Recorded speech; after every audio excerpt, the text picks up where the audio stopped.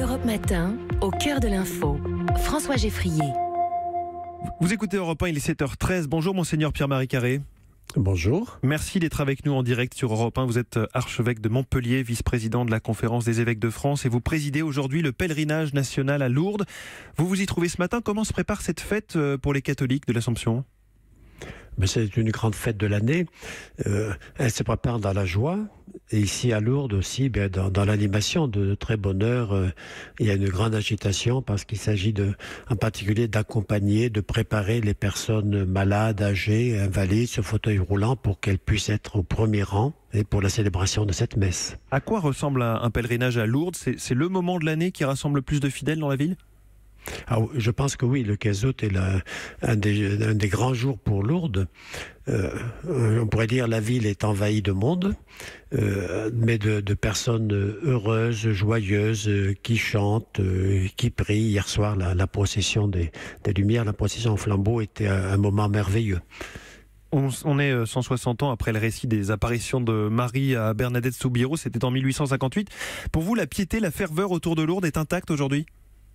Je crois que oui, parce que il suffit de voir les personnes de toute origine qui sont là, et vraiment on entend des langues du monde entier, on voit des personnes de tous les horizons qui sont là, on voit des situations rien que par le regard, et quand on échange avec eux on voit encore mieux que c'est un moment populaire, un moment qui rassemble aussi des gens de tous horizons, de toutes situations, des milieux les plus populaires, les plus simples, jusqu'à des milieux particulièrement des personnes qui ont une grande place dans la société. Qu'est-ce que vous allez dire à ces 25 000 personnes aujourd'hui rassemblées à Lourdes ?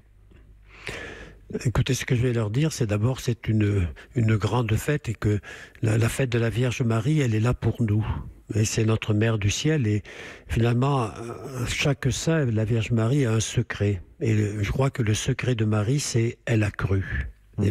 Inviter à croire et à faire confiance à Dieu. Voilà le message d'aujourd'hui. Quel est le sens de ce pèlerinage, des pèlerinages en général aujourd'hui ? Que viennent chercher les pèlerins ? Il me semble que le pèlerinage, c'est une sorte d'arrêt dans la vie quotidienne. Mais c'est un moment où on se retrouve autrement, où on retrouve d'une part des racines très profondes et d'autre part aussi un moment de respiration. Un moment où on peut se recharger d'énergie spirituelle et pour permettre de continuer une route qui n'est pas toujours facile. C'est vraiment un moment heureux, mais dans une vie quotidienne parfois difficile. Lourdes, c'est bien sûr associé au miracle reconnu par l'Église, des guérisons inexpliquées. Il y a beaucoup de pèlerins qui viennent avec cet espoir pour eux ou pour des proches ? Je n'en ai pas rencontré beaucoup. Ils ne viennent pas chercher pour eux. Ils viennent en fait plutôt chercher un soutien spirituel, chercher un moment d'amitié, chercher un moment de réconfort, un moment qui va les aider pour la vie quotidienne avec les difficultés qu'ils auront apportées. Je n'ai pas vu de gens qui viennent me dire « je viens à Lourdes et je viens uniquement pour demander d'être guéri ». Non. Les pèlerinages, ça rassemble quel type de fidèles ? C'est ceux qui vont à la messe chaque dimanche ou c'est plus large que ça ? C'est plus large. C'est vraiment ce qu'on appelle vraiment la piété populaire. C'est des gens de tous horizons, de toutes situations. Mais certains viennent à un office, viennent à la procession au flambeau hier soir ou à la messe d'aujourd'hui. Ils viendront qu'aux grandes fêtes peut-être. Mais c'est vraiment un moment qui les aide, un moment qui est là pour eux, un moment, on pourrait dire, qui sort de l'ordinaire. Voilà un pèlerinage. Monseigneur Pierre-Marie Carré, il y a beaucoup de sujets d'actualité qui touchent l'Église. Aujourd'hui, on voit encore une affaire de pédophilie. Ça se passe aux États-Unis, en Pennsylvanie, avec 300 prêtres accusés et plus de 1000 enfants victimes. Est-ce que l'Église s'en remettra un jour de toutes ces affaires ? On y travaille beaucoup et en même temps, ça fait partie de ce qui est la peine et la souffrance, c'est de vivre et de voir cela. Mais dans ces moments graves, ces moments nous obligent, nous demandent d'être absolument fermes et sérieux. Ferme et sérieux sur quel aspect ? d'une part dans le traitement de ce qui a pu se passer, et d'autre part dans la vigilance, et pour que tout cela nous aide à avoir les attitudes appropriées, mais à l'égard des enfants, à l'égard des jeunes, à l'égard de tous ceux qui sont fragiles. Est-ce que les procédures, la façon de faire, la façon de gérer ce genre d'affaires en interne dans l'Église a changé depuis quelques années ?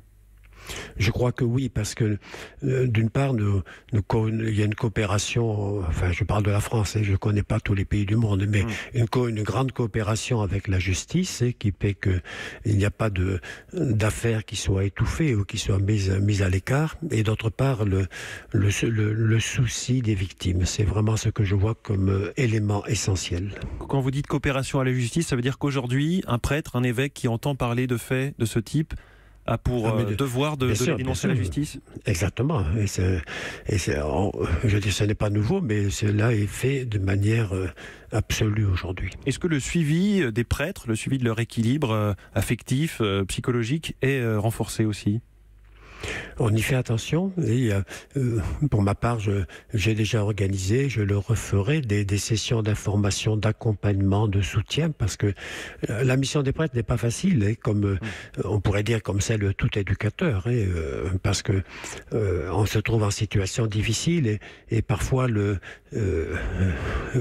peut y avoir des risques qui manifestent, des situations qui manifestent des faiblesses cachées des personnes, et donc il s'agit de les aider à être attentifs aux signaux qui peuvent manifester ces faiblesses. Monseigneur Pierre-Marie Carré, le pape François a inscrit dans le catéchisme de l'Église catholique une opposition catégorique à la peine de mort. C'était il y a quelques jours. Qu'est-ce que ça signifie ? Qu'est-ce que ça change ? Le catéchisme, il est pour le monde entier. Donc, jusqu'à présent, il manifestait des réserves à l'égard de la peine de mort dans ses éditions précédentes. Et donc, c'était déjà un élément important. Mais le pape François pense qu'il faut aussi que dans ce domaine-là, les prises de position, les affirmations soient très claires. Il y a des pays du monde où elle est pratiquée, vous le savez bien.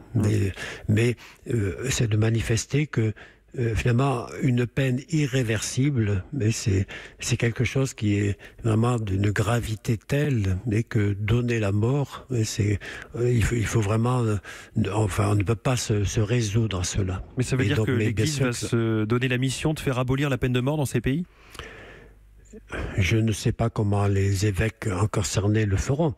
Ça n'est jamais un sujet facile. Je me rappelle en France, quand la peine de mort a été abolie, il y a eu de grandes polémiques, de grandes disputes et de grands conflits. Mais c'est manifesté qu'une vie est vraiment à une importance décisive. Et donc, supprimer la vie de quelqu'un, c'est un enjeu absolument dramatique. Et donc, il faut tout faire pour ne pas en arriver là. Maintenant, il faut aussi que la société puisse être à l'abri. Merci beaucoup, Monseigneur Pierre-Marie Carré. Je rappelle que vous êtes archevêque de Montpellier, vice-président de la Conférence des évêques de France. Merci d'avoir été en direct avec nous et bonne journée. Bonne journée aussi. Et merci à Caroline Philippe, reporter d'Europe 1, qui était à vos côtés à Lourdes pour la réalisation de ce duplex. Europe 1.